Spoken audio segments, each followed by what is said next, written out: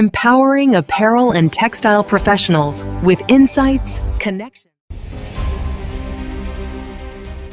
মার্কিন বাজারে পাল্টা শুল্ক কার্যকর হওয়ার পরেই বদলে যাচ্ছে বৈশ্বিক পোশাক ব্যবসার সমীকরণ। ভারত ও চীনের পণ্য বাড়তি শুল্ক বসায় বাংলাদেশি তৈরি পোশাকের প্রতি হঠাৎ করে আগ্রহী হয়ে উঠছেন মার্কিন ক্রেতারা। এর ফলে নতুন সম্ভাবনার দোরগোড়ায় দাঁড়িয়ে দেশের রপ্তানি খাত। বাংলাদেশের তৈরি পোশাক রপ্তানিতে যুক্তরাষ্ট্র সবসময় শীর্ষ বাজার। গেল অর্থ বছরে কেবল এই দেশেই রপ্তানি হয়েছে প্রায় $869 কোটি পণ্য, যার মধ্যে পোশাকের অংশই $754 কোটি। কিন্তু সম্প্রতি ভারতে পোশাকে 25% এবং চীনের পণ্যে 30% শুল্ক আরোপের কারণে বড় বড় ব্র্যান্ড দ্রুত বিকল্প সরবরাহকারী খুঁজছে। সেই তালিকায় বাংলাদেশের নামই আসছে সবার আগে।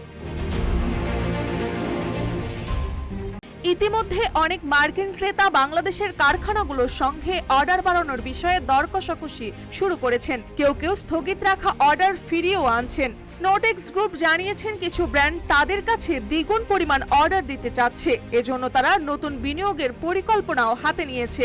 অন্যদিকে স্প্যারো গ্রুপ বলছে আগামী বসন্ত ও গ্রীষ্ম মৌসুমে তারা 10 থেকে 15% বাড়তি ত্রয়োদশ হাতে পাচ্ছে।